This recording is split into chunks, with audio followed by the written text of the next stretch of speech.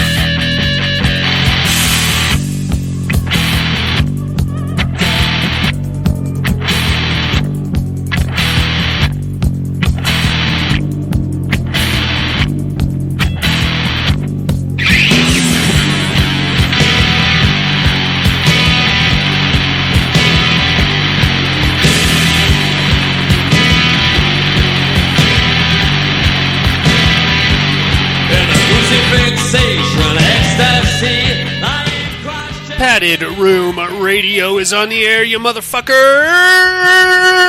My name is Darian. I am back for another week of horror bullshit. Coming straight to your ear holes. Guess what, inmates? It's another solo show. Jason is too old and tired, and Buddy probably has poopy fingers again. It's just me, you dirtbags. I am sorry about that. I wish I had somebody else here to talk to, but my two co-hosts have decided not to join me this evening. I like to think that they're making out in a some kind of a broom closet janitorial situation as we speak. Man, you know what? Having a gay old time. No pun intended. It's just me, bros. I apologize for that. I don't know what to tell you, dude. It's me and you. Again, you're stuck with me. I'm stuck with you. I got a whole week's worth of horror shit to talk about. Why don't we just do it? We'll just do it, man. If you don't like it, then go ahead and delete this episode. Go back and listen to last week's episode again, even though your emails and voicemails probably got skipped. So here I am. How was your 4th of July, everybody? Did everybody have a good time? Everybody still got 10 fingers and toes? I do. I pulled it off, man. I didn't light off any fireworks this year. I did not blow myself or my house or my children up or my wife. I think I did okay. We kept it pretty low-key. Jason and Buddy came back right after we finished recording the show. Had had the kids over. They got to play in the pool. Went around the corner, watched the fireworks. I live on top of a hill. So you go right around the corner from my house, and you can see all the fireworks in the northern Nevada area. All of them. Every single one of them. To include the crazy neighborhood just beneath us where all the rednecks live, and they like to shoot rockets at each other. It's quite a spectacle to behold, really. No fire trucks this year, though, so we got that going for us. That I know of. I've not checked my police scanner in a couple of days. There may have been some that snuck in under the radar. I can't say for sure. But I'm here. I've got all my digits. I'm ready to talk to you people about horror movies, games, trivia, books. I had a bad dream the other night. I'll tell you all about it. It was actually pretty tame as far as bad dreams go. But enough about me. Let's skip the. Enough fucking around. Let's cut the shit. Let's get into the regular show here. Okay, I've got the whole show lined up. You know what? Fuck these two guys. I love them dearly, but fuck them both. They don't want to show up. I can do the show without them. I wish they were here. And for all my bravado, I don't know that I can do it without them. But we're gonna find out, inmates. It's me and you. Hey, we've done this before. It's just us, dudes. We've done it before. It's no big deal. Let's do it again. And let's kick things off, inmates, if we could, with a little horror news.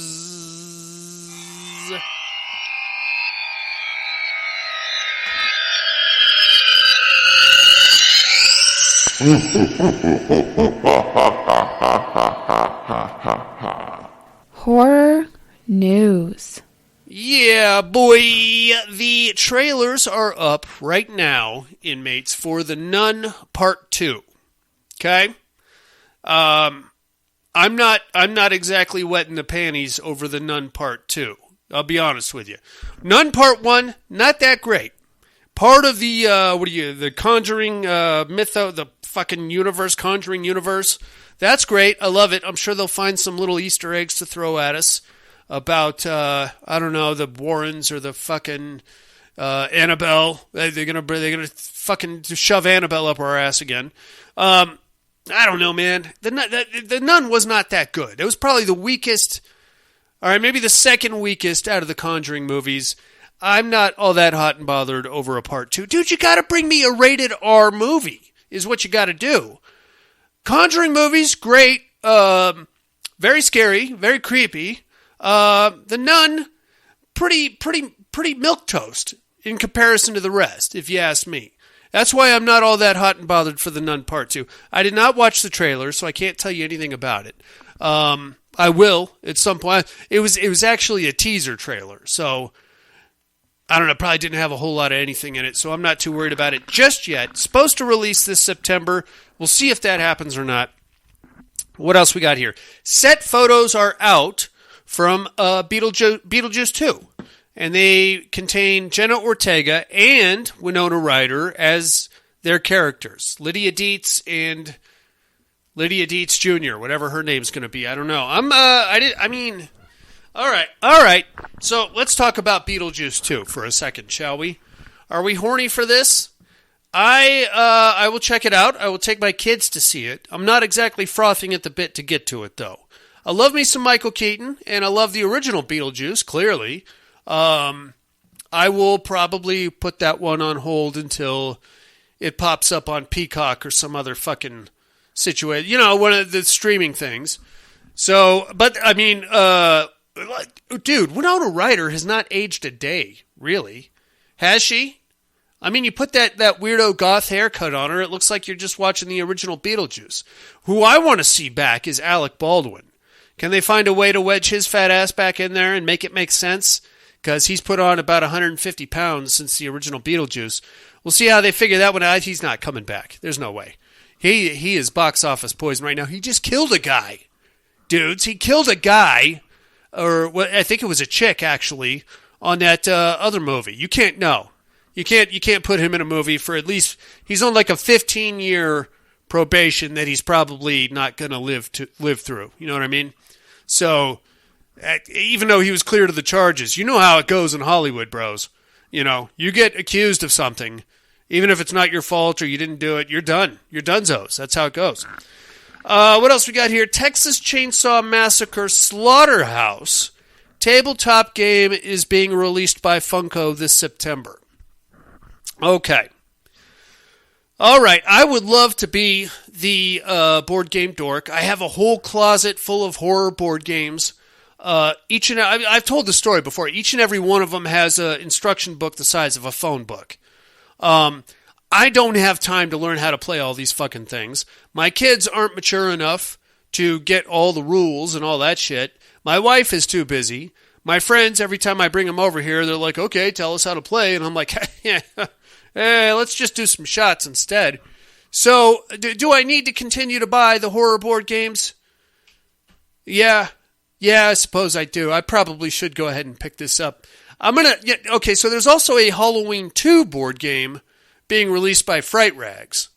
I don't know, man. I don't think I need all this. I mean, like, unless I started some kind of a fucking elite board game doofus posse to where I can hand them the game, they figure out how to play, bring it back and teach me how to play, I'm not going to have time for all this shit, you know? And believe me, I do not have an elite horror board game doofus posse. I wish I did. If there's one out there and you're looking for an extra guy, loudmouth, bit of an alcoholic, by all means, hit me up. In the meantime, you know what? I'll probably buy it. I'll put it on the shelf up there with the rest of them. What do I got? I'm looking up there right now. Mansions of Madness, Night of the Living Dead, Mountains of Madness, Escape from Tall Oaks, Mixtape Massacre Director's Cut, Ghost Castle, Monsters. You know what, dude? I'll be here all night if we're going to talk about my horror board games. Even if I did have time to play all these fucking things, I don't have anybody to play them with. So I'm talking myself out of ordering the Texas Chainsaw Massacre board game, but I know as soon as it pops up on somebody's Facebook thing or something or other. Oh, I got to pick that up. It's got Leatherface. It's got a little Leatherface miniature. I got to pick that up. It's $40. All right, whatever. Fuck off. I'm not going to do it. Speaking of fun games, Mortal Kombat 1. You excited for this? I know I am. I'm a Mortal Kombat guy. I've been playing Mortal Kombat since there was Mortal Kombat. And this has just been confirmed. Okay, we got Mortal Kombat 1 coming out in September. Smoke and Rain are confirmed as main characters in Mortal Kombat 1. Now, for all of you that were tuning in just to listen to me rattle on about horror, it's kind of horror adjacent, right? The fatalities, they're kind of scary. If you do a deep dive into Mortal Kombat lore, it's full of like fucking monsters and vampires and dudes that can fucking freeze you and electrocute you and put you on fire, melt you, beat you to death with several appendages. What else? Sea monsters. There are sea monsters if you make it to that level. There's some scary shit in there if you're going to do a deep dive. But don't let me bore you with that. Smoke. I am going to bore you with this for a second. Smoke was one of the original Lin Kuei assassins. He was the best friend to Sub-Zero, the second Sub-Zero, not the first, before the Cyber Initiative. Okay, all right, well, just bear with me on this, okay? Him and Kuai Lang were best friends, but then the Cyber Initiative... So Kuai Lang was the second Sub-Zero. Bi-Han was the first Sub-Zero. He died right after Mortal Kombat 1, but then he came back as Noob Saibot, and then that was when Sector and the Lin Kuei Grand Master decided to initiate the Cyber Initiative, and then Cyrax and Smoke decided they didn't want to be robots, and so did Sub-Zero, but somehow... Smoke got killed. Cyrax did get turned into a robot, but then Sub-Zero escaped. The second Sub-Zero, not the first. Okay, I'm sorry. I'm going off on a whole thing here. One of these days, I'll get the boys in the basement and we'll do a Mortal Kombat episode. But in the meantime, you just got to bear with me. It's going to kick a lot of ass, and I'm very excited for it. Lastly, here's something else I'm gonna pop a boner for. It is confirmed that the official release date for the next Dead by Daylight expansion is July 25th, 2023, and it is going to contain Nicolas Cage, ladies and gentlemen. Nicolas Cage. Not a Nicolas Cage character, but the man himself is joining the Dead by Daylight mythos. I don't know how. I don't know how it's going to make sense or... In what way? I hope that he is one of the killers. Now, I'm not going to... I could go off on a whole other rant here about Dead by Daylight and how that whole mythos comes together and the various dimensions and the killers and the survivors and all that shit. I'm not going to bore you with that. I'll get the boys in the basement for that episode too. But I'm excited for it. I can't wait to see how it works out. I hope he's going to be a killer. I'm very interested to see how he will kill you. Probably with his massive talent, I assume. I don't know how that would work exactly, but I'm excited. I'm into it. I'm gonna pre-order. I don't know if you can, but I'm gonna pre-order the DLC for Nicolas Cage, and I will report back when I know what the hell's going on. In the meantime, that's it for horror news, ladies and germs. You guys ready for some listener mail? I don't know if I am, but let's see how many dick pics I got this week, shall we?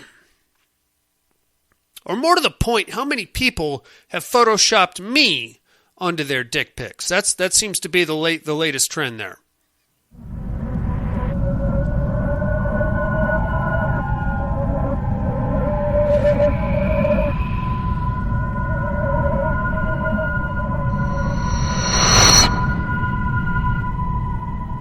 Listener mail. Yes, ma'am. We've got one email and a few voicemails. Oh, let me take a pull off my soda here. Every time I do these solo shows, I feel like I get more and more hoarse as the show goes on. It's because I'm in a room talking, a fucking 300-degree room talking to myself. All right, here comes a voice email here. It's all the way from Sydney, Australia, ladies and gentlemen. It's our main man, Team, from the Dummies of Horror. You know that show. They're right here on the Padded Room Network. Don't act like you're better than the Dummies of Horror, because you're not, okay? If you're listening to this show, I don't know why you're not listening to Dummies of Horror. What do you think? You're some kind of a fucking cool guy or something like that? Oh, don't even start with me. All right, here we go. Summertime for you guys anyway. What's up, you wonderful people? It's me, Tim, here with the weekly email read by me, ... Darian. I think that means he wants me to read it in Australian accent. All right, meat hooking. Top 3 summer film. That's Cockney. That is total Cockney. I'm sorry, Tim. I apologize. All right, I'll just meat hook, top 3 summer films. So before I list my films, I will mention that I took out the entire Jaws franchise and The Lost Boys since they would be it, but I wanted to list something new.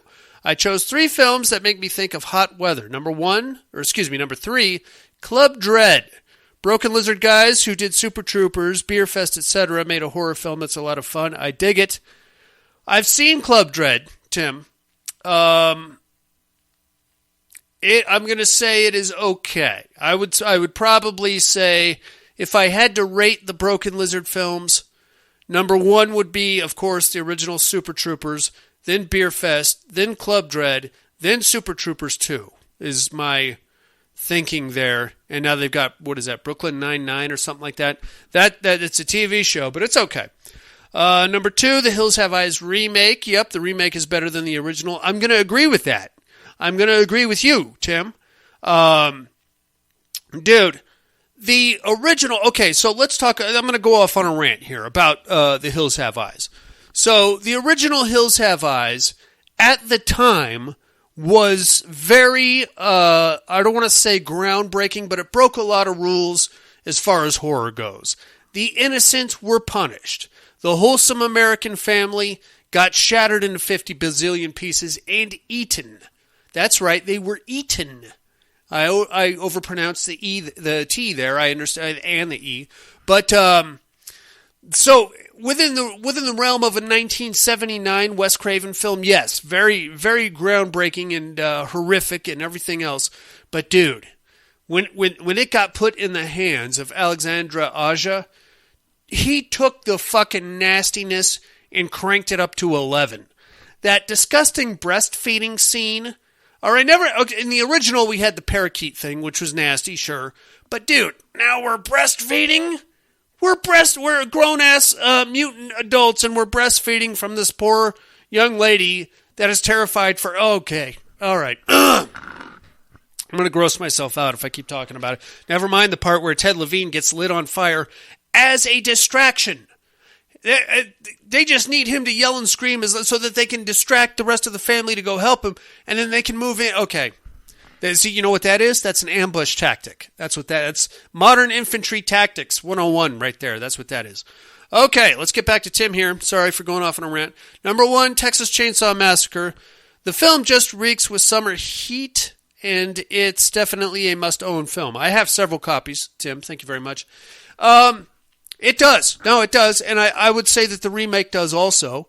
As far as the original goes, having also been made in, 1975 or 73? 73 or 75. It also has like a funky body odor. I can't...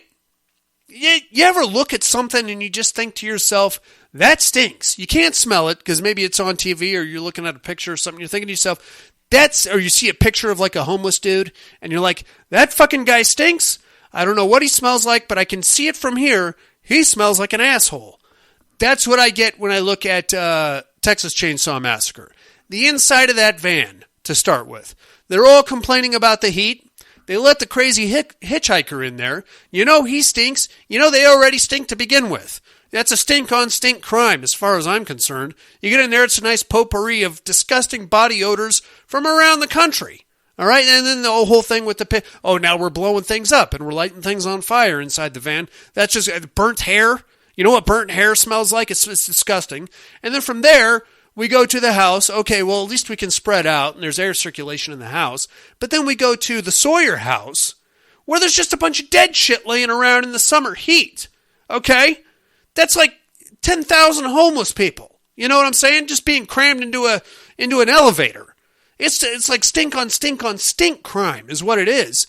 It's like hey, I stink, you stink.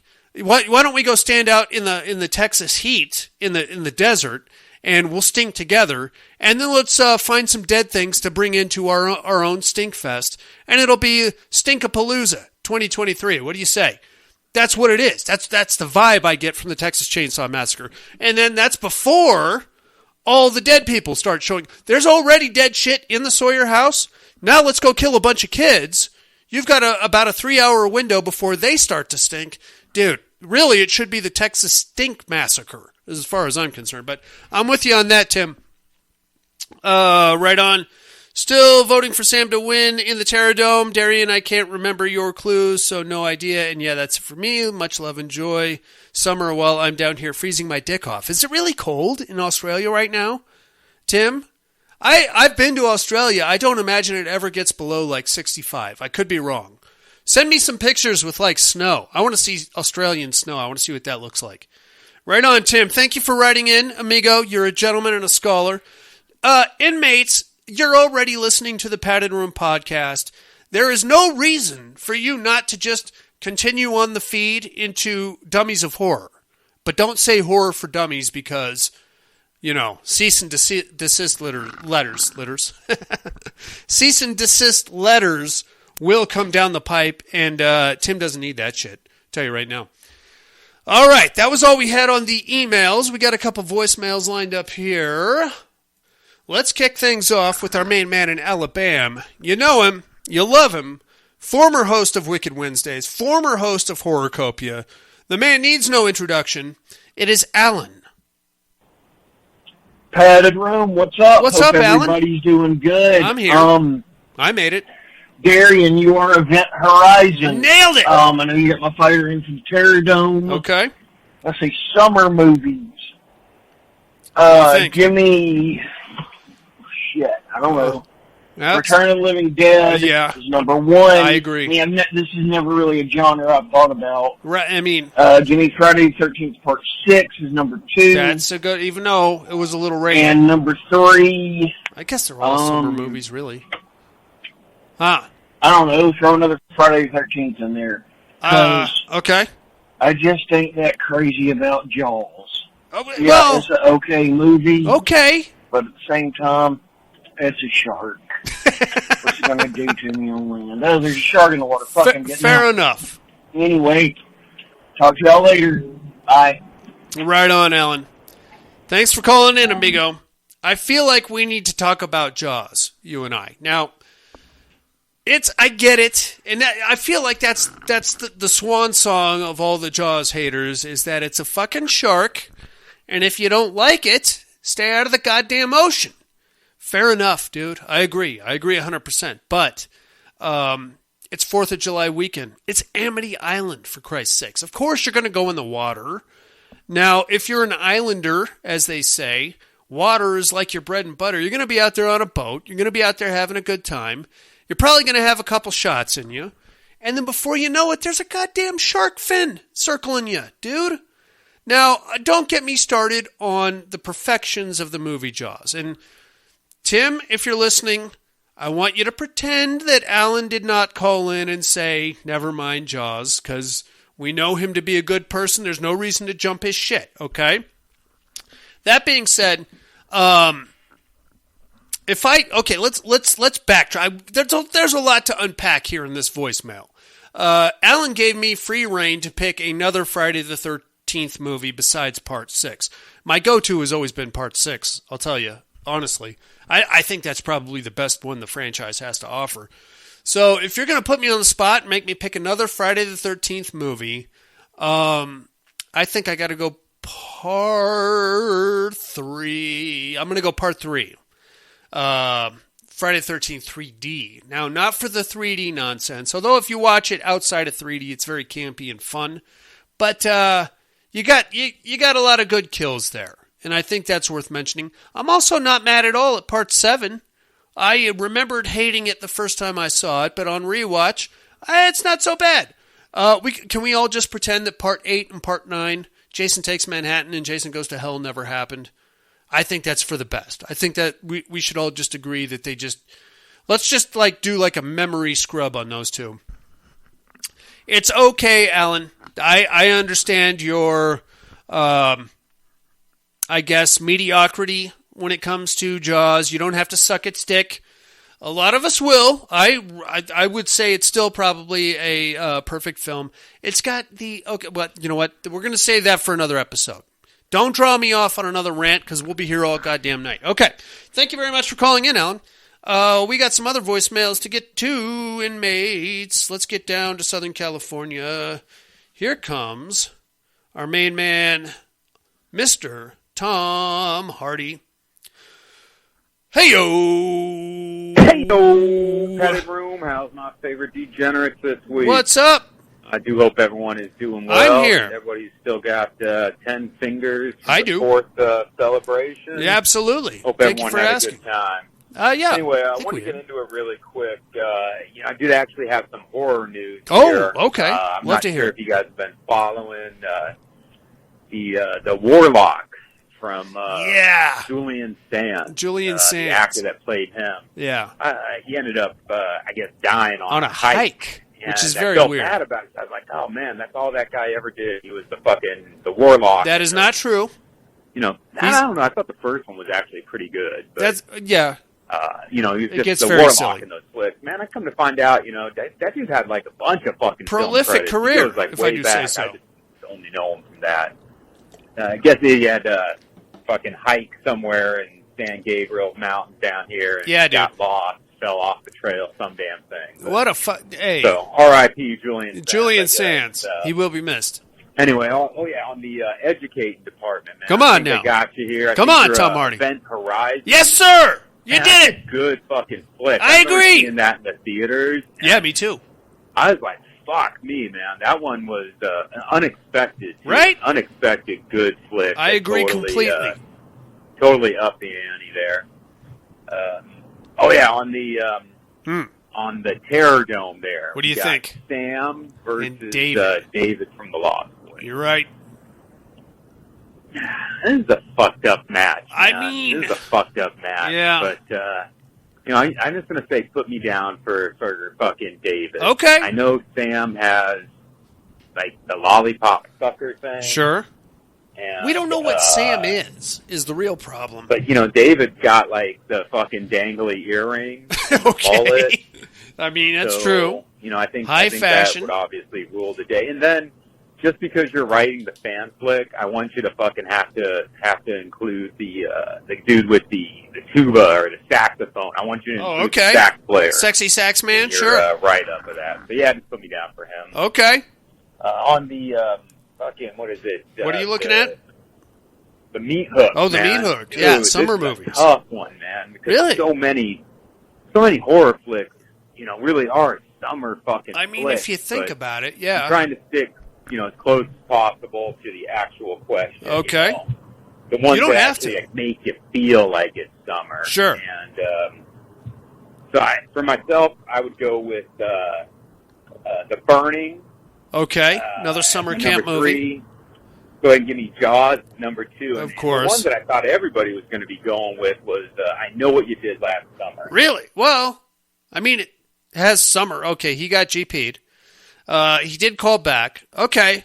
So I thought about that, and I thought, okay, it's got summer in the title. But to me, it takes place on the last day of school very well, or at least the catalytic event takes place on the last day of school. Very cool.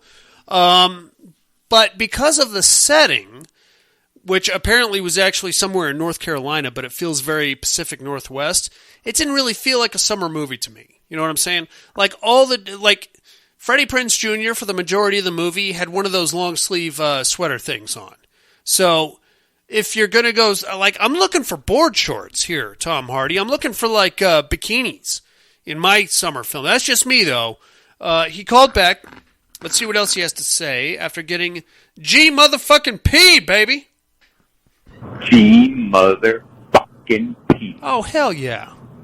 Hell yeah. You know it. Anyway, I'd say the number one's got to be I Know What You Did Last Okay. Summer. I don't know. To me, that is just so fucking Sure. summer. It's in the title, sure, but but the movie itself, it's over the 4th of July. There's 2 fucking summers in that movie. Is it really? 2 4th of July. You're right. I don't know. To me, He's that's right. just fucking always makes me think of the summer. Okay. But not me though. Yeah, that's about all I got. Okay. Did get to on the What Are You Looking At department. Yeah, what do you got? A couple more episodes of my rewatch of Todd in the Book of fucking Pure Evil. And with that in mind, all I got to say to you, Darian, Luther. Anyway, love you all. Bye. See you later, loser.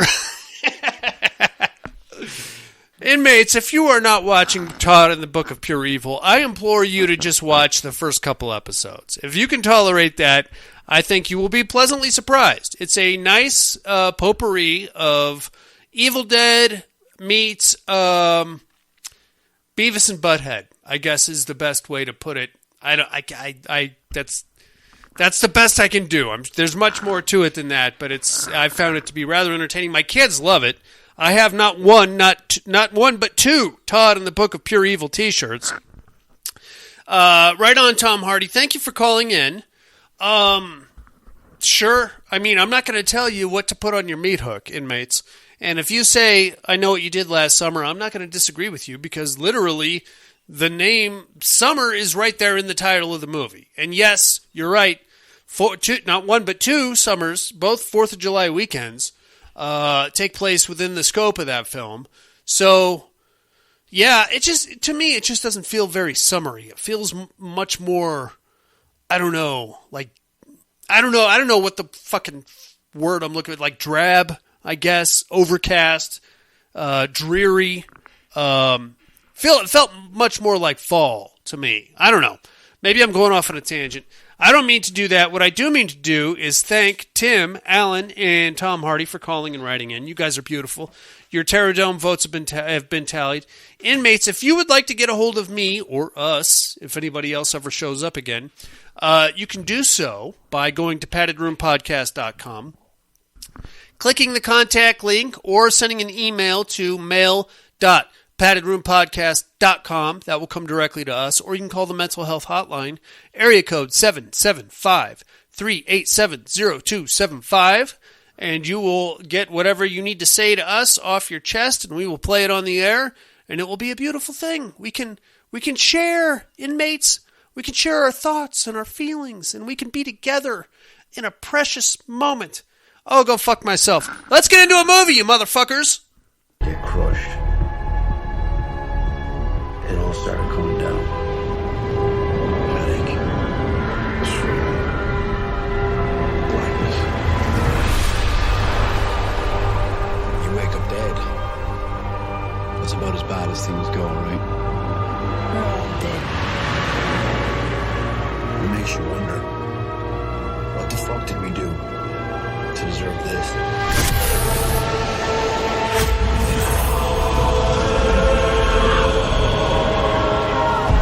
What do you think? Hell? Imagine being one thing, and then waking up here, and you're me. If we're being punished, then somebody thinks we did something. You know, this is my flat. It's the exact same place I shared when I was a student. I'm going home.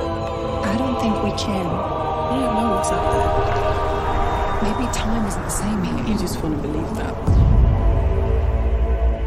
Is it me, or is that lighthouse not getting any closer? What does it mean? Clean slate. It's Latin. What about the smoke? What smoke?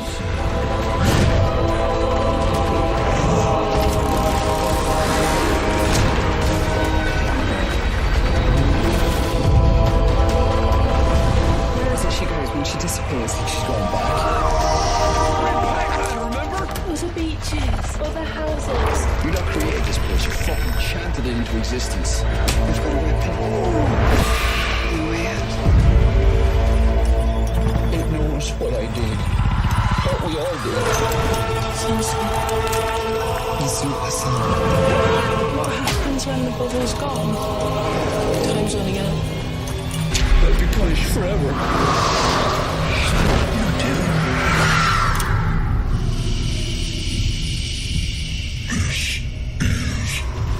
This is the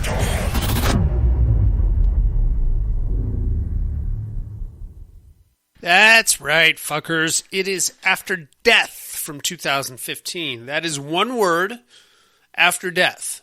No space in between after and death. So if you're looking for this movie somewhere, you got to type in the whole fucking thing. Otherwise, there's like 4 or 5 other after space deaths after death. But if there's only one after death. So that's what you got to do if you want to find it.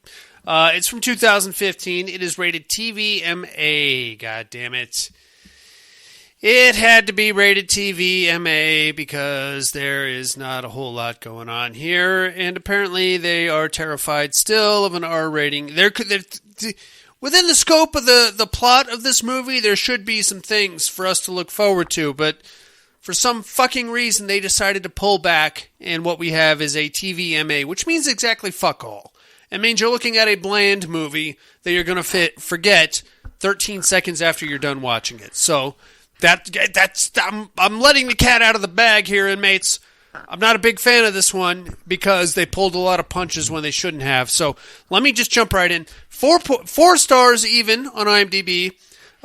Written by Andrew Ellard, directed by Gez Medinger. What the fuck, Gez? Gez, that's your name? That can't be a real name, right? Gez, what is that short for? Gezandra? Gezabel? Gezalina? Gasoline? Is this a dude? It's got to be a chick, right? Gez. Stars Miranda Raisin. Her last name is. I hope that's a stage name. I would not pick Raisin as my stage name. Sam Keeley and Alarica Johnson. Okay, here we go. So remember, oh God, probably a year or 2 ago when I was complaining about Tubi Entertainment and the fucking TVMA bullshit that they put out there and how it's basically horror with no soul because it's very mundane and forgettable. That's exactly where we're at here. I don't know why I picked this movie. I did a Google search of horror movies that take place on a beach, read the synopsis of this one, and got intrigued. Wrong! Wrong on all counts, you fucking asshole. You should have looked at the MPAA rating or something. I don't know. But here we go. It's After Death. We start off with a beach at night, and we're gonna go to Call of Duty land because it's gonna be a first-person shooter here for the first 30 seconds, except there's no guns and no shooting. It's just somebody staggering around a beach, a female. We can tell because she's got painted nails and stuff. Yes, I just gendered her. She's staggering around the beach at night, and she's like, what happened? I just washed up on the beach. What am I going to do? And she's looking around, and then she comes over a bluff, and then like carved in the sand is the words say, even the good are damned. And then she keeps staggering around, freaking out. And then there's like these random explosions on the beach of black smoke that it's kind of like a dust. It's CGI is what it is. It just kind of bursts out of the sand, and then it like whips around a little bit, but you can't tell what it is. All you see is black smoke, and then it explodes back into the sand, and then it comes back out somewhere else, and she's all freaked out. And then eventually it like kind of like tosses her around a little bit, and she's like, oh my God, what can I do? And then she sees some lights off on the horizon, so she runs towards them, and she finds a beach house. The closer she gets, the more the black smoke monster leaves her alone, so she's like, okay, I'm good. Makes her way to the beach house. Right outside of the beach house, there's like a porch. She sees on the porch, right in front of the front door, is a little placard that says, quote-unquote, tabula rasa. What does that mean? Doesn't really fucking matter, but we'll get into that in a second. She goes inside, and she interrupts 3 people, not 1, not 2 or 4 or 5, but 3 people having sex with each other. 1 dude, 2 chicks. Menage a trois, but in a very boring bullshit kind of a way, because everybody still has their clothes on. You motherfucking Gez Medinger, you couldn't find the balls to pull some boobs out in this instance. A lot of this movie has to do with hedonism, debauchery, and things of that nature. And we couldn't just fucking get some nudity in here? Seriously, man. Now, look, I'm not some kind of a pervo. I'm not going to freak out if there's not boobs in a horror movie, but this is a horror movie that clearly requires boobs. Sex is a big part of this movie. We have zero boobs, zero nudity, some very lackluster sex scenes that include absolutely nothing. And we wouldn't even know they were having sex if they weren't loudly proclaiming, "Oh, you're having sex with me. Kiss me. Fuck me. Oh." It's stupid, man. If you're going to go that route, just go ahead and get somebody to take their top off, okay? Why not? You got a TVMA rating here. That means zero. This is okay. All right. I was going to be nice, but now I'm already on the rant. I might as well write it right into the ground. This movie was released by a company called Uncorked Entertainment. That right there, inmates, is what we call an independent horror studio. Now, all you asswipes out there that want to raise the independent flag and say fuck big studio remakes and all that horse shit, I will point you towards Afterdeath. And I will tell you that this, you fucking assholes, is independent cinema. And it can suck my left testicle, then my right, and then it can do a couple laps around my ding-dong. Because this sucks. This is worse than a remake. This is boring, commercialized horse shit. Put out by an independent studio. So, here we are, inmates. This is what you wanted. This is what you got. This is completely forgettable, and there is nothing here. That's the worst part, man. You've got what probably started as a solid script, and then by the time it got actually shot and laid to celluloid, what you got was a bunch of lackluster, milquetoast, completely forgettable, boring horse shit. That is your independent cinema, you motherfuckers. Let's watch another Halloween movie. It's going to suck a bag of dicks, but guess what? At least somebody's actually going to get killed in it, and we'll probably see a nipple or two. All right, rant over. Back to the movie. If you have not tuned out completely, or completely deleted, or unsubscribed to this podcast, then let's get right back into Afterdeath. It's a menage a trois in process, and what it is one dude and two chicks. Everybody is like impossibly attractive here, which makes it even more aggravating to me that there was no nudity. You have a biracial young lady riding the dude on the couch, and another young lady fully clothed, making out with both of them as they do it. Okay. Now, none of these chicks or this dude were part of the POV scene that we got at the beginning of the movie.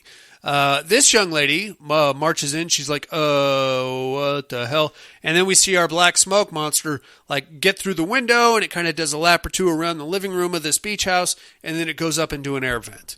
She's like, what the fuck? And the menage a trois in progress. They're like, who are you? And what are you doing here?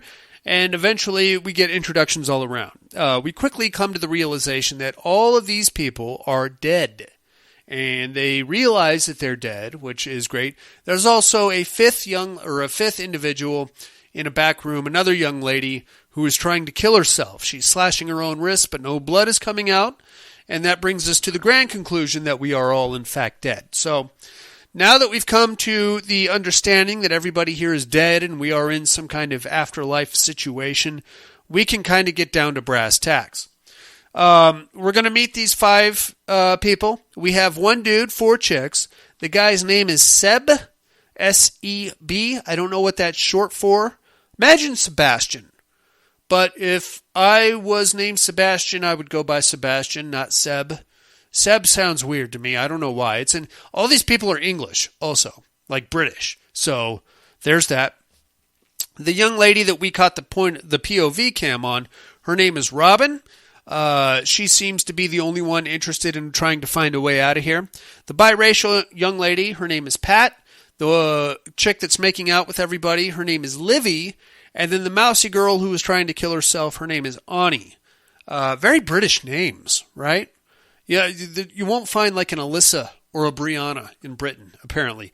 We are swimming in a sea of Alyssas and Briannas here in the United States. There's a girl on my son's football team. Her name is Ruby. goddamn do I love some Ruby. Her name is not Passion or Sapphire or anything else you would call a stripper at this point. Her name's Ruby. I love it. Goddamn. Okay. So now that we've come to the conclusion that we're all dead and we are just burying ourselves in hedonistic pleasure and fantasy, everything's kind of cool for a second, but we're trying to figure out what's actually going on here. Now, Seb immediately says, hey, we're in hell, so you might as well join us in the big fuck party because we're just trying to make the most of it. And then Robin says, why do you think we're in hell? And this part is kind of silly. Well, there's a lot of things that are silly about this movie, but this part in particular, there is a lighthouse off in the distance. And as the illumination from the lighthouse, rotates, whenever it hits the beach house, all our 5 dudes get like this screaming headache, and it's kind of, I get the feeling that there's like flashbacks involved, but there's like, okay, so the light hits the house. He's like, okay, you're going to see why we think this is hell. The light hits the house. Everybody like grabs their heads and starts screaming. And then we get a bunch of like jump cuts from Robin of like a sonogram of a baby in an embryonic state, ultrasound. So, okay, maybe we are in hell. And then eventually the light subsides and everybody's like, oh God, see, that's why we think we're in hell. So you had a 30-second headache and that makes you think you're in hell. I get those on a regular basis. It has nothing to do with abortions or anything, but like, sometimes they make me feel like I have to poop. So I don't think I'm in hell. I feel pretty good actually, other than that. So that's why we think we're in hell, because of this lighthouse and its migraine-inducing headache situation and possible flashbacks. Okay, fair enough.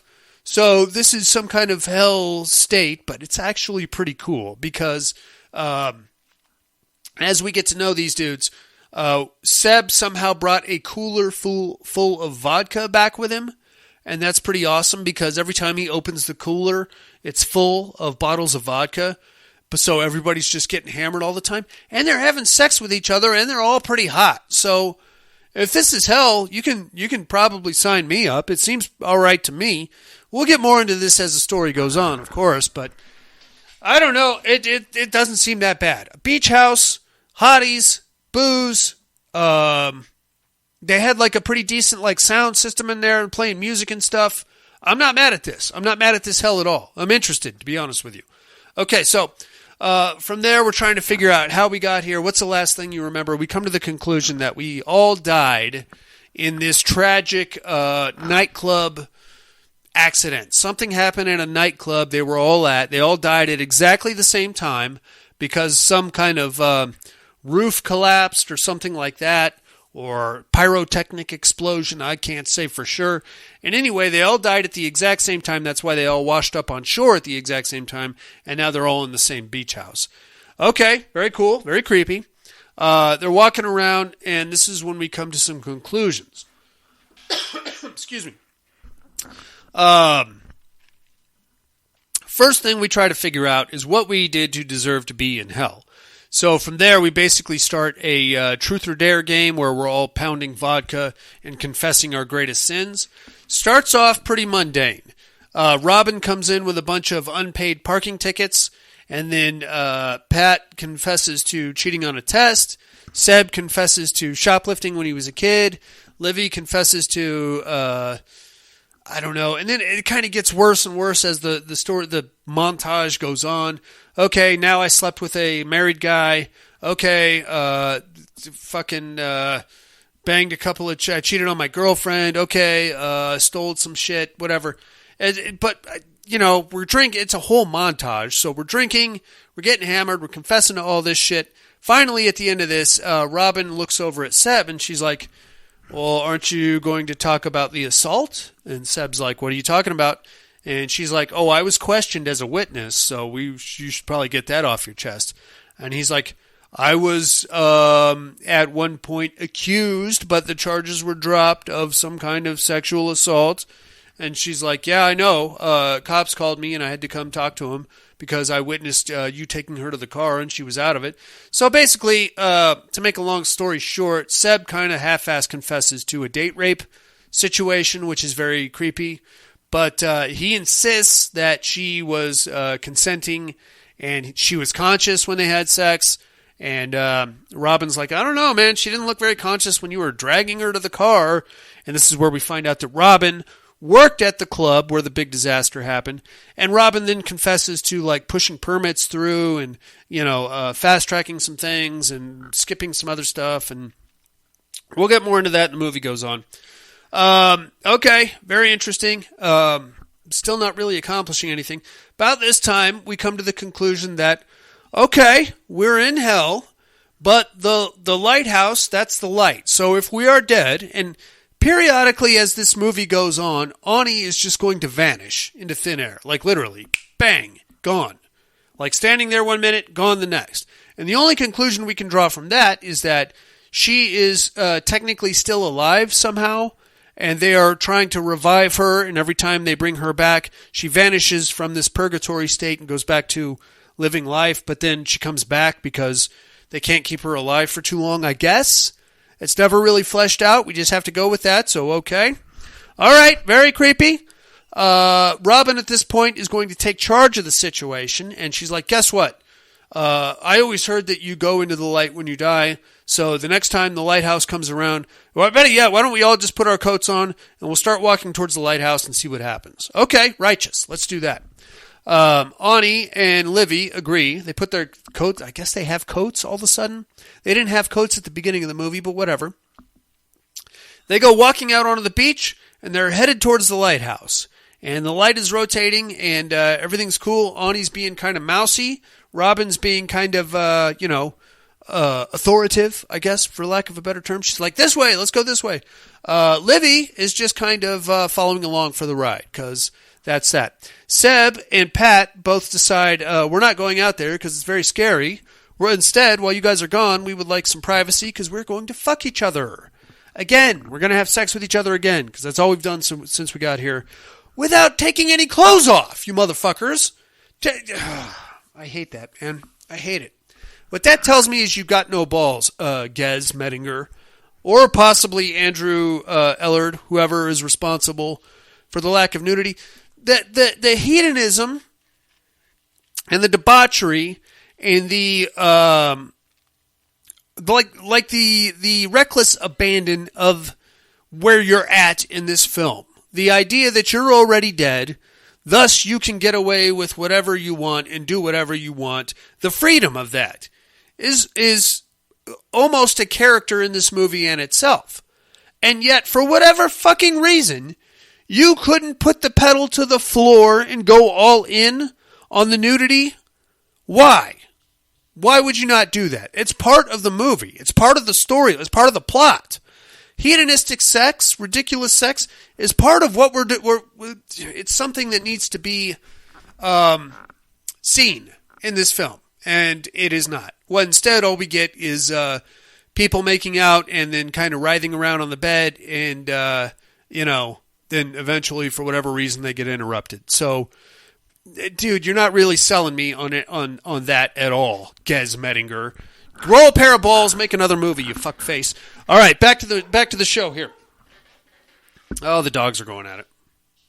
All right, so the ladies are out on the beach, and they're getting closer. Well, they think they're getting closer and closer to the lighthouse, but the farther they go, they realize that the distance between them and the lighthouse stays about the same. About that time, the big smoke monster shows up again and starts following them around and blowing up the sand. Okay, crazy. Then they finally reach like a breaking point on the beach where all of a sudden they start like hearing whispers, and then these weird matrix skulls come at them from like a weird force field situation. And they're like, oh shit, fuck this, let's get out of here. So they go hauling ass back to the house. As they're, screaming back to the house, the smoke monster beats them there and goes firing around the inside of the house, wrecking the sex party that Seb and Pat were trying to have. Girls come in just as Seb and Pat are all freaked out, and they see the smoke monster go up into an air vent again. Okay, very cool. They get the bright idea that they should go up there and follow the smoke monster. They get about halfway up the ladder to the air vent, and then they all puss out. And that's pretty much the end of that little scenario there. So we are right back where we started. there at the house. And now everybody is terrified to leave, and they're also scared to look in the air vent where the smoke monster is. Delightful. About this time, Ani starts doing her disappearing, reappearing act again.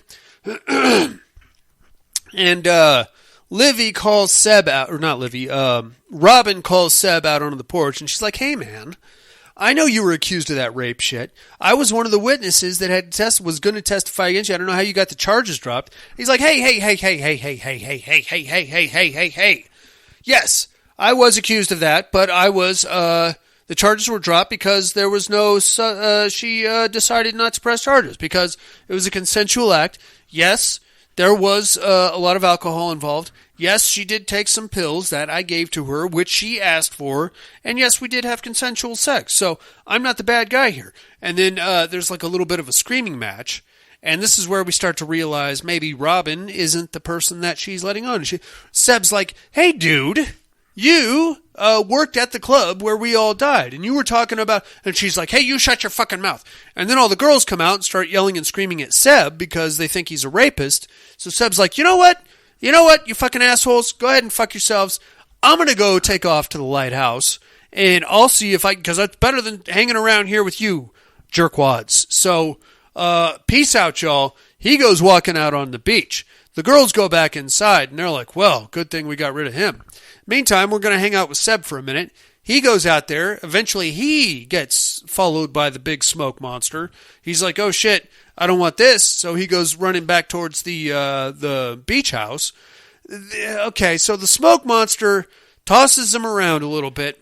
And if I'm believing what I'm saying, I got the inference that the smoke monster raped Seb.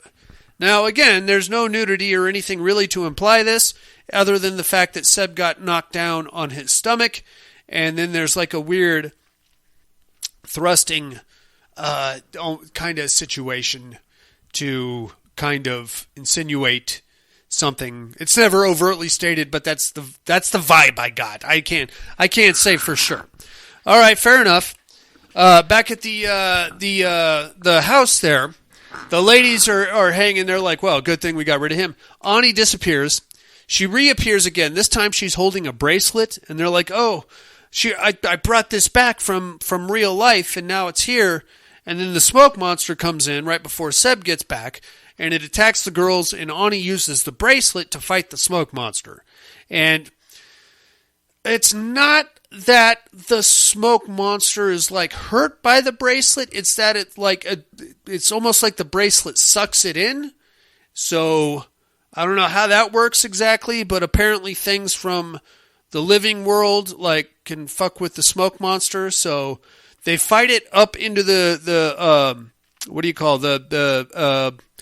air vent again, and then it stays up there, and they're like, you stay up there, you piece of shit, because we got this bracelet now, so watch out there, fucko. And then Seb comes in, and he's all busted up, and he's like naked, and the girls are all making fun of him. So he's like, shut up, you bitches, shut up, this is your fault. And he's yelling and screaming, and eventually he punches Robin in the face, and then he's on the point of, I think, possibly raping Ani, while holding Livy down with his other hand. Now, one of the theories we were going with is that since Ani brought the bracelet back, if she was holding on to one of the chicks when she disappeared again, maybe she could take the chick with her. Unfortunately, Ani disappears while Seb is holding her down, and Seb goes nowhere. So she was kind of like holding on to his wrist while he was choking her, so that kind of negates that theory right off the bat, unfortunately. So we can throw that out the window, but Ani is safe. Now he's like, well, if she's gone, then I'm just going to fucking rape Livy. So he gets on top of Livy, and that's when Pat rolls up behind him with a steak knife and stabs him right in the head, killing, quote-unquote, Seb, except that we're already dead. You stupid fuckers. Come on, man. Oh, dude. This... It's okay, it's not lazy writing. It just doesn't make any... Maybe it is lazy writing, because it doesn't make any fucking sense, man. At this point, we're probably at least 40 minutes into the movie. we have established that we are already dead. Okay? Every character in this film is already dead or teetering on death. I'll give you that for Ani's sake. But if you're already dead, how are you going to get stabbed in the head with a steak knife and then die? That doesn't make any fucking sense, dude. That is never explained. It's never validated in any way except that it happens. Okay, so we just have to assume that when you're already dead, blunt force head trauma to the brainstem will cause you to lose consciousness. Because that makes sense to Andrew Ellard and Gez Mettinger, you fuckers. All right. I don't know what happened here, but it didn't work out. So anyway, we're going to assume that Seb is dead. We lug his body into the bathroom. Excellent. And then we're like, okay, well, he's dead. Ani's gone. Now we're down to just Pat, Robin, and Livy. This is where we go to the mirror, and we find out that Pat, who is played by a very attractive biracial chick by the name of Alarica Johnson, when she looks in the mirror, she sees a fat chick. So what we have to believe here is that in real life, Pat was a fatty bobatty, and that here in this hell state, she's actually slim and very attractive. I'll give you that. But how does that make sense? You go to hell, you get to be hot? I mean, no pun intended, but I gotta tell you, this is like a pretty good commercial for hell right here, and sin in general. Okay, so, and you get to fuck Seb, who was a pretty hot dude. He had nice abs and everything, so I don't understand how that works either. So, whatever, man. All right, very exciting. From there, we come to a few more conclusions. So because Ani brought the bracelet back from the living world, we have to assume that items brought back from the living world can somehow hurt or damage the smoke monster. Okay? From there, they get the idea that because Seb brought that cooler full of vodka back from the living world, maybe they can contain the smoke monster in the cooler and lock his ass down in there, which is a pretty good idea, I guess. So, they lure the smoke monster out by talking about how fat Pat is, because apparently talking about your living sins draws the monster out of the air vent. So they do that, and then they throw it some roundhouse punches with the bracelet and force it into the cooler. And you're like, okay, we got you, you fucker. They close the cooler, thinking they got it trapped in there, but then it breaks through the side of the cooler. So to keep it contained, they then start torturing the smoke monster with the various infinite bottles of vodka that they apparently possess. They splash it with the vodka and they make it talk to them. So from there, after asking the smoke monster a bunch of dumb shit questions and really not giving it a chance to answer, they're not really asking questions. They're just making assumptions and hoping that the smoke monster agrees with them. We're dead, right? Smoke monster doesn't say anything. Are you going to... Oh, God. I don't care for this movie. I wonder how these movies get made. Really. I assume that whatever studio influence or something just came in at the last second and made them reshoot a bunch of stuff. And this is the amalgamation of a bunch of creative forces that were hoping to make money instead of tell a good story. And this is what we end up with. Horse shit. Independent cinema? Fucking fuck off. All right, anyway. Basically what the smoke monster says is that they are in a state of limbo. Tabula rasa, the placard at the front door, basically means clean slate. So when they entered this beach house, all former sins and transgressions were forgiven, and they were given a clean slate to start with. Unfortunately, all they did since they got inside the beach house was commit sins. Have sex with each other, drink a shit ton of vodka, a lot of fighting, a lot of infighting, wrath, lust, gluttony, sloth, the 7 deadly sins. You know them all. They've basically done them all. So that's why they're all damned to hell. And the smoke monster says, yeah, everybody's damned to hell. Heaven is empty right now, so because as soon as people get here, all they want to do is indulge their hedonistic pleasures. Although I feel like an argument could be made that nobody ever actually had sex with anybody inside this house, because there was zero boobs. I'd be willing to bet that nobody's dick got pulled out or vagina or anything. So other than dry humping, which I don't think is technically a sin, I think we're okay. How about that? Anyway, they keep fighting, and then about this time is when Seb comes back from back to the dead, back from the dead to the dead, I don't know. He pops out of the bathroom, and he's like, God, you fucking bitches, I'm already dead. And then he starts throwing vodka at the cooler there, and then the black smoke goes up his arm and into his mouth and possesses Seb. And Seb's like, I see everything it sees. I hate you bitches. And then about that time is when the lighthouse light rotates back on the house, which means everybody gets a migraine, except this time the front door swings open and Seb gets pulled out into the light, and that's the last we ever see of Seb. Okay. All right, good. Well, at least we don't have to worry about a raping anymore. Not that I was all that worried to begin with, because clearly there's not going to be any rape depicted in this film. From there, we kind of go back and forth. And this is where we get the big reveal. We go back and forth with all the chicks. Ani comes back. Livy convinces Ani. Okay. So somehow we come to the conclusion that because Ani keeps coming back to the world of the dead, or this beach house, that she doesn't really want to live because she has no self-value. So Livy is trying to convince Ani that she has value as a person and help her find some self-esteem, I guess, so that she will want to live and not come back to the beach house, because somehow that's going to fix it. And maybe once she gets back, she can bring the girls back somehow, because that makes sense. It doesn't. It doesn't make any fucking sense, man. At least, put a paragraph in there to where it makes sense.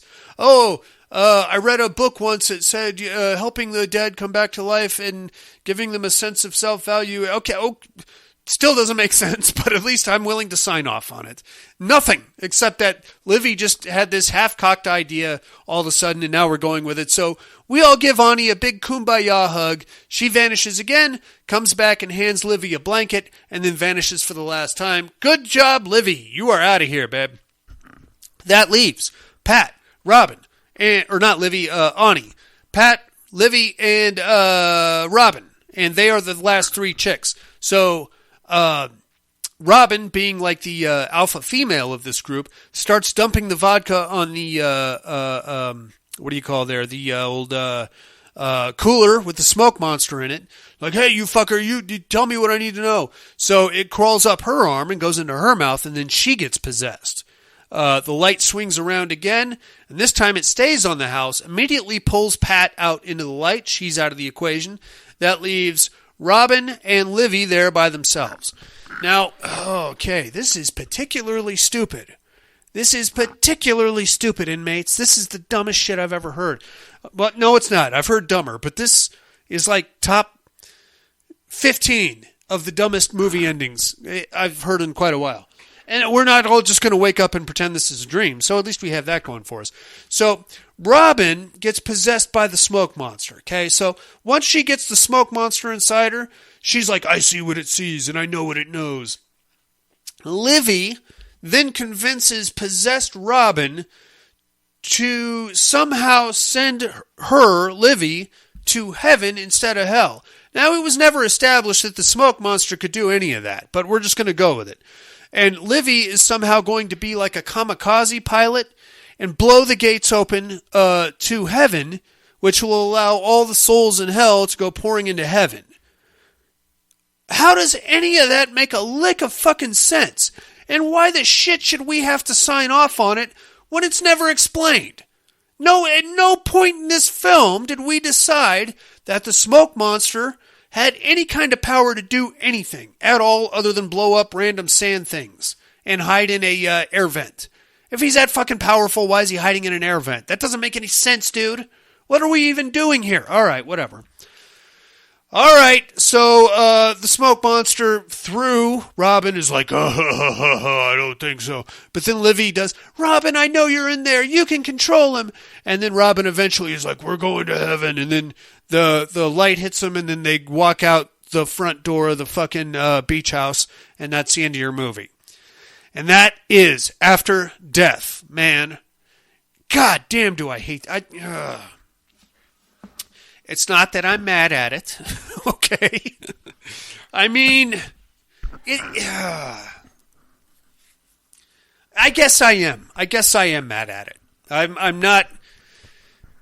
These films, dude, they are a complete waste of time for everybody involved, including me and you at this point. We've been sucked into this after-death vortex of bullshit. Because I'm going to put out a 1.5-hour podcast about it, and you hopefully will listen to it. But more to the point, man, the Gez Mettinger, dude, sir or ma'am, whatever you identify as, tell me you had something else in mind for this film besides this, because this is mundane milquetoast horseshit with a very stupid ending. I'm with you. I'm with you on the limbo state. I'm with you on the tabula rasa, the getting a fresh start. I'm with you up to the point where you want to include hedonistic sex and then go to a place where you show it, but you... I don't know, man.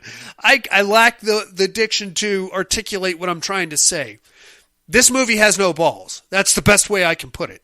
It started on the script, I'm sure, had a pair of balls on it. And there was going to be like, Cenobite level pain and pleasure and fucking hedonistic threesomes and foursomes and all kinds of fun stuff like that. As it should. That's part of the story. But by the time it actually hits celluloid onto a streaming service, what we got is an after-school special. A TVMA 1.5 hour waste of my fucking time. And yours at this point. Why bother, dude? Why bother making this movie? If this right here, what we just watched, was your creative vision for it, then you should probably look into like directing commercials or infomercials or maybe some religious documentaries or something like that. If you're going to include hedonistic behavior but then not show it in the film, why fucking bother, dude? Why go there if you're going to be stuck in TVMA land? That doesn't make any sense, dude. And all right, I've droned on long enough about this. I'm going to tell you to skip it, inmates. The chicks are very hot. You don't get to see a fucking thing in it. Skip this one. There's another movie called After Death. It was made in 1983. I'm sure it's better than this, because this is bullshit. I got to take a break and get some water and stuff. I'll be right back.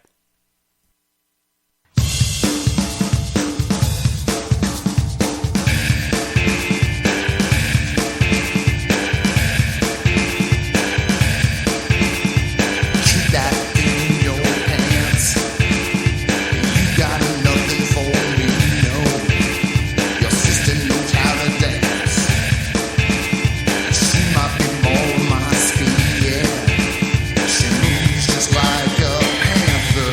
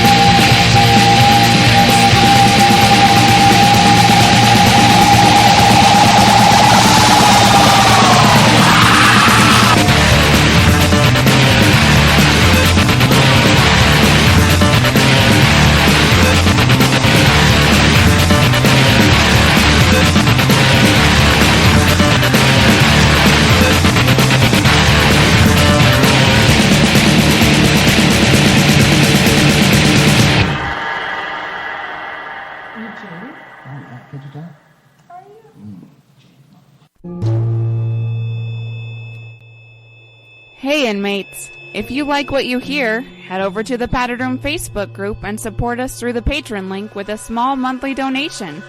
Check out the T-Villain link at paddedroom.podbean.com and grab some t-shirts.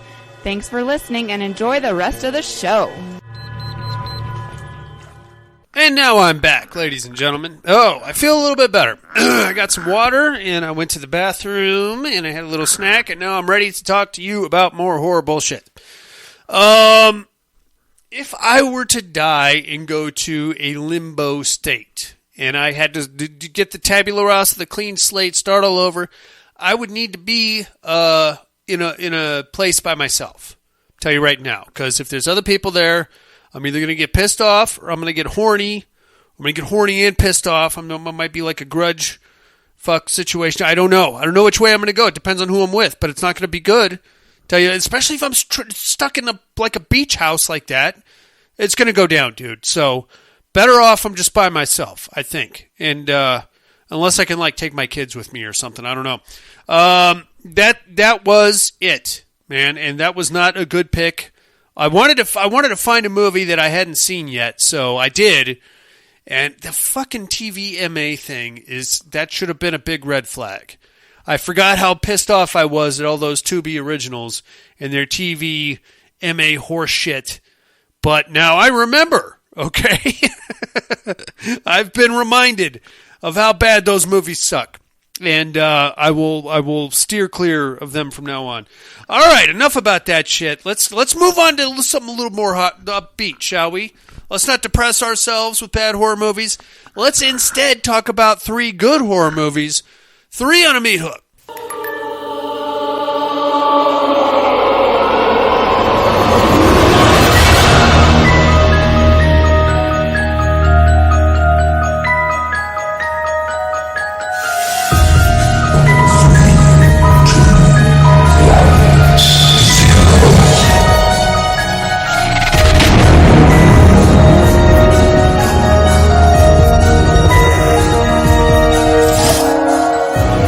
Three on a meat hook.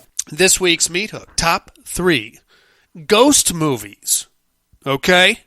Now, that's a pretty broad spectrum, and I'm going to open it up to whatever you think a ghost movie should be, or whatever movies may or may not have had a ghost in them, or you feel was more of a haunted, maybe as a haunted house as opposed to a straight ghost movie. Whatever. You guys tell me what your top 3 ghost movies are. I'm going to tell you mine right now. Number 3, The House on Haunted Hill, 1999. Now, I'm not at all mad at the original, and going back to my remakes versus original argument earlier in the show, this is a completely different movie. Has very little, with the exception of one character, I don't think it has anything to do with the original at all whatsoever. Still a great show, man. I love it. It's got a very Marilyn Manson kind of vibe to it, with Jeffrey Combs in there as Dr. Vaniket, doing that weird Marilyn Manson kind of shiver walk thing that he does. Creepy as shit, you know. The Vaniket Institute for the Criminally Insane. I think, what's his name? Chris Kattan did great in there. What's his name? Jeffrey Rush. Great ensemble cast. Great environment. Great atmosphere. Gore. Little silly ending. There's a sequel. I don't know if anybody saw the sequel, Return to the House on Haunted Hill. It's got, if I recall correctly, it's got Serena Vincent in it. So that's and Jeffrey Rush returns. But other than that, it's a lot of CGI, as I recall. I actually own it. It's on my DVD shelf over here. I think I watched it once, and that was about it. The remake pretty good. Original was pretty good, too. Although the original was not very much a ghost story. It was more of like a murder mystery kind of who's trying to kill who situation with Vincent Price. You can't go wrong with Vincent Price, dude. Right? So that's number 3. Number 2 for me, Legend of Hell House, 1978. Roddy McDowell, the guy that played Alfred in the original Batman movies. This one is pretty good, and it's also horny, but to a point of,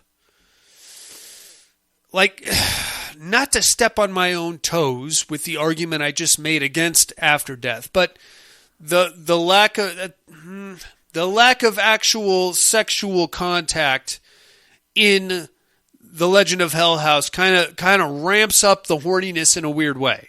Hear me out. If you're horny and for whatever reason you get to the point of fucking each other but then you stop, that almost makes you hornier, right? Yeah, I feel like it does. As opposed to After Death, where we're supposed to believe they're fucking each other, but they don't actually appear to be because there's no nudity and it's just a bunch of making out and tussling around on a bed. So to me, that seems almost like a moot point. Why bother? I don't know. That's just me. But back to Legend of Hell House. Great show. The first... no, it's not the first, but it is definitely one of the first. Paranormal researchers going into a haunted house to prove or disprove life after death scenarios. That trope has been beat into the ground, but this was one of the originals, and I feel like this kind of laid the blueprint for more to come. My number one ghost movie of all time. Most of you guys already know what I'm going to say, and if you haven't seen it, I'm going to recommend that you run out to your local dollar store, which is where I found it, and pick it up immediately. It's Cairo, Japanese, fucking scary shit with the ambiance and the atmosphere of the ghost. It's a ghost apocalypse, dudes, is what this movie boils down to, okay? I'm not going to ruin it for you, because... Okay, so you've probably seen the Americanization of it. It's called Pulse. Kristen Bell, I think Jonathan Tucker was in it. It wet my beak. And then when I found out that was an Americanization, I had jumped immediately to Cairo and blew a ghosty load right in my underwear. Because it is fucking creepy as shit. And the Japanese ghost thing, dude, the way they do go, I will say, their ghosts far scarier than American ghosts. American ghosts are looking to like rape you and stuff, which is scary, sure. But a Japanese ghost just wants to hang out, like half in and half out of your hallway, and stare at you all night long. Not move, not threaten you, not say anything, just stand there and stare at you. Like the fucking creep that it is, man. Get the fuck out of here, you dead Japanese guy. What are you doing? Stop looking at me. Freak me out. Cairo. A lot of great sound design on that one. Subtitled. I found a copy at the dollar store, dude. I felt like I was robbing the place when I found Cairo at the dollar store. I paid $1 for it. I would have paid $25 for it. I got it anyway. I don't care. That's my 3 on a meat hook. Top 3 ghost movies. Number 1, Cairo. 2, Legend of Hell House. 3, House on Haunted Hill remake. I was going to put The Shining down as I'm gonna add it. I'm gonna like slide it under the rug as an honorable mention. Only reason it's a great film. It's one of my top 3 of all time. Only reason it doesn't make the Ghost top 3 is because I feel like Kubrick's interpretation of The Shining had more to do with addiction and mental illness and alcoholism. And if you watch it, and this is a point of contention, I know, if you watch it, like most of the paranormal stuff happens to Jack when he's by himself. And so I realize people are going to fight me for this. It's fine. I'll fight you. You can draw a line to his own mental illness and his own, lust for alcohol kind of diluting his sense of reality. So I know the source material is definitely a ghost story. Kubrick's interpretation, though, I feel like is 90% mental illness, 10% ghosts. That's just my opinion. I'll fight you. I don't care. I'm not afraid to fight. I'll fight you right now. Whatever, dude. Let me know what your top 3 ghost movies are. Mental Health Hotline, area code 775-387-0275, or paddedroompodcast.com. Click the contact link, or just go to email, or send me an email at mail@paddedroompodcast.com, and it will come to me either way, and I'll read it on next week's show. Motherfuckers, it's Terradome time! No tears, please. It's a waste of good suffering. I'm not gonna hurt you. You didn't let me finish my sentence. I said, I'm not gonna hurt you. I'm just gonna bash your brains in. I'm gonna bash them right the fuck in. kill you all. I'll drive you crazy. I'll kill you all. My worst dream come true.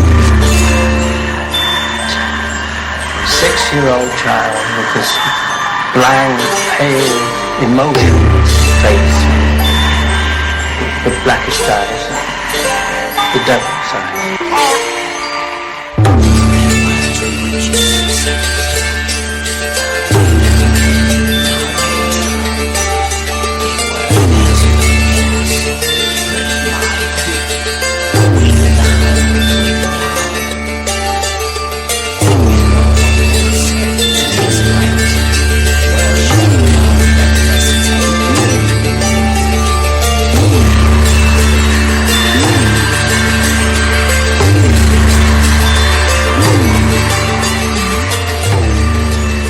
Welcome to the Terradome. First, last week's winners.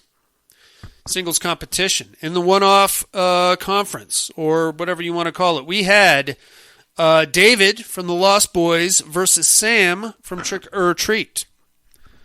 The sun rose over Santa Carla Boardwalk on November 1st. Sam made his way home until next year as the small pile of ash on the beach blew away in the breeze. The children of Santa Carla would celebrate Halloween safely again. With a vote of 10-5, Sam advances over David. Yeah, I kind of saw that coming. I think the biggest part of that is that we don't really know what Sam is, and we know David's a vampire. He's a sexy one, give you that, but we know how to kill vampires.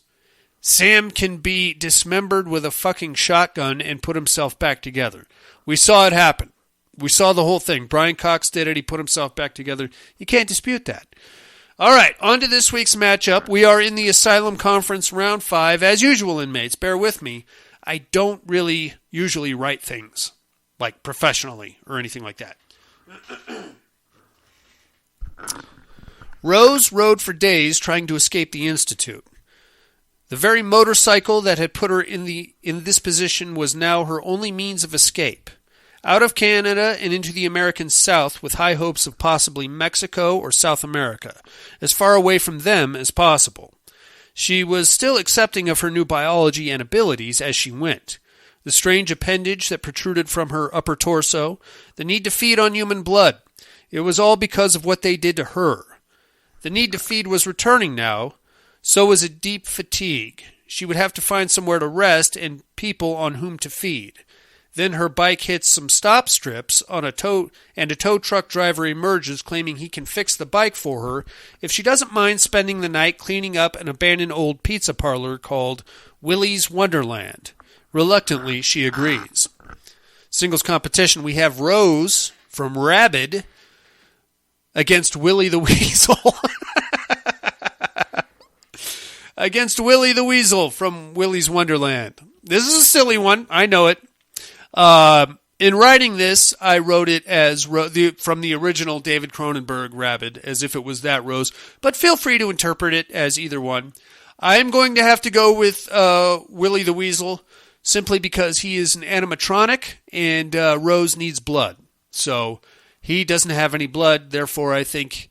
And he's got like a posse, you know. He's got... there was like 5 of them, I think. There was that fairy, there was a gorilla...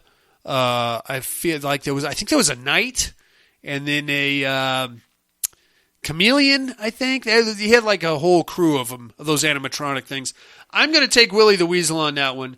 Let me know, inmates. Again, area code 775-387-0275 or go to paddedroompodcast.com. We have the entire bracket set up there. All you got to do is click one and it'll vote for you. You don't have to email in if you don't want to. I wish that you would, though. I like hearing from you guys. In the meantime, while you're contemplating that difficult, mind-bending matchup that I have just laid out before you, I'm going to tell you what movies I got to watch in a little segment called, What Are You Looking At There, Fella?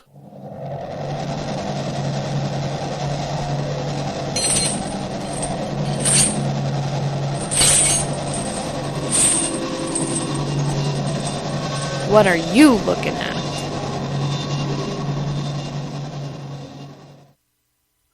I got to watch a few movies this week. I'm still trying to catch up with the 80s from those In Search of Darkness documentaries. Remember those? There's like 6 of them now. I watched American Gothic from 1987. Anybody seen this one other than me? Probably not. It stars Lily Munster, like a 65-year-old Lily Munster, as a weird backwoods island mom, and Rod Steiger as her husband. And they've got a bunch of adult children that still act like children, of course, and then a group of fucking teenagers crashes the island and they have to kill all the teenagers. Not a bad show. Very 80s.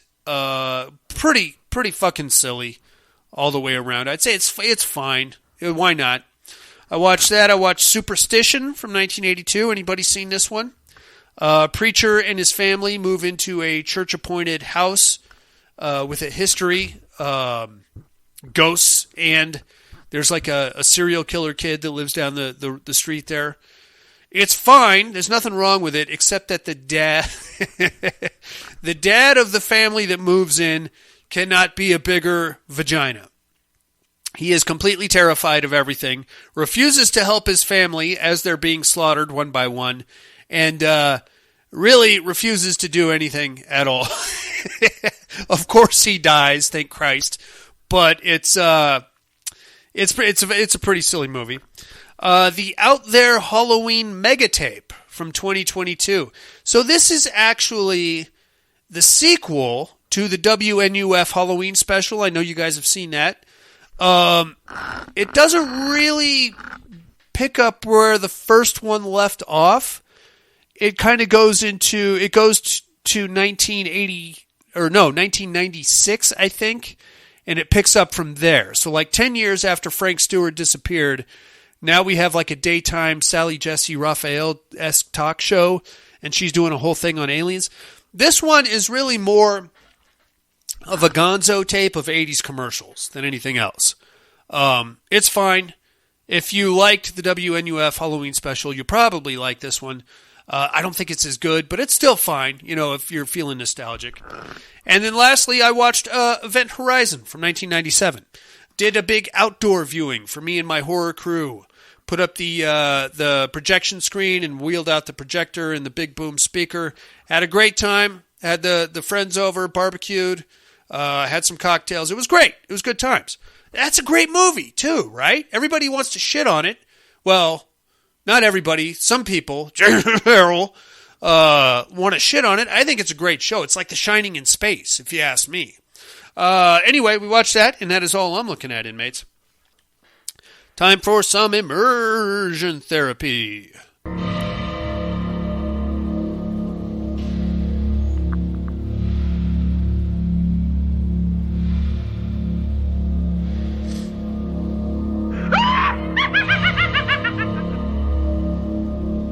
Immersion therapy.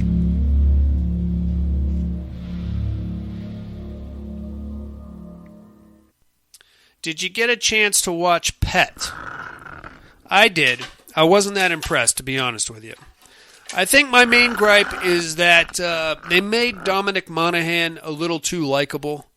And thus, I don't know about you guys, but I was kind of rooting for him, even after the boyfriend beat him up. The chick was a bit of a snatch. A little bit. I don't think it was an intentional snatchiness, but, the guy is clearly into you. You could at least let him down easy instead of just telling him to kiss your ass every time you see him. I don't think that warrants her being locked in a cage, but I don't believe that Dominic Monaghan would have done that either. So that's kind of difficult for me to understand. Not a huge fan of this one. I'm going to say you can skip it. I watched it on Tubi. If anybody's still interested, you can find it there. Your immersion therapy for this week is going to be From Black from 2023. This one is directed by Thomas Marchese. You can find this bad guy streaming on Shudder, inmates. Go ahead and check that shit out. We will do the same, and we can compare notes next week. What do you think about that shit? While you're trying to track that one down, it's time for you to educate me, my friends.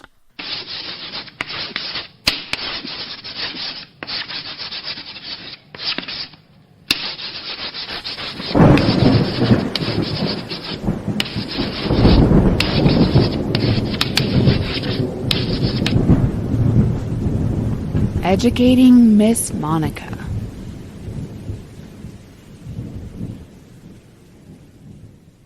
First, my clues from last week. I was sent on a deep space mission to locate a tracking beacon, a distress signal from a craft that we thought had vanished into deep space about a decade ago. Now it's back and it's sending distress. We better go check it out. When we get there, we find a bunch of iced over dead guys, and a lot of our crew gets sucked into this thing, and it makes everybody crazy, want to kill each other. I am, of course, Event Horizon. Great show. I just got done talking about it. I'm not going to blow your mind with it again. Go check it out if you haven't seen it. I know it's streaming out there somewhere. You're going to love it. It's like The Shining in space, dude. It doesn't get any better than that. Who might I be this week, you ask? Well, I am a hot blonde, quite a bit of an eccentric. I just woke up somewhere with a bunch of other weirdos, and all of a sudden we're being shot at. And, heads are exploding. People are getting ripped apart. Nobody knows what happened. We just woke up in this weird forest area, and now I'm going to have to use my survival skills and kill a lot of people with those survival skills. I'm going to break some necks and get some guns, and then I'm going to try to find my way out of here and maybe take a couple of these losers with me. They'll probably get killed in the process. I think I say about 5 words the whole movie, but I do kill quite a few people in the meantime. Who might I be, you ask? Tune in next week and I will drop some knowledge on you inmates. In the meantime, thank you very much for joining me in my solo endeavors. It's always a pleasure to have you. I hope you enjoyed the show. If you did, do me a favor. Like, comment, subscribe, wherever you found this show. We're on like 65 different platforms. I don't care where they are. I have no control over it at this point. Just like, comment, subscribe. That helps our visibility. Any questions, comments, concerns you have about us, go to paddedroompodcast.com. You'll find a Patreon link there. You can donate to the cause. We have a whole swag tier system situation there that you can pick out your prizes or control or whatever. You're going to love that shit. Join me, or hopefully somebody else will be here next week for the deep ones here in Beach Month, the Padded Room Podcast. In the meantime, for terrors on the beach, haunted spaceships, haunted hotels, things that may or may not happen in the afterlife, and whether or not you can have sex in the afterlife, and whether or not you can be killed again in the afterlife. None of that makes sense to me, dudes, but I don't want to digress again. Jason in absentia, Buddy in absentia, and the Padded Room Podcast. I'm afraid visiting hours are over. Put my heels and dance with the heat.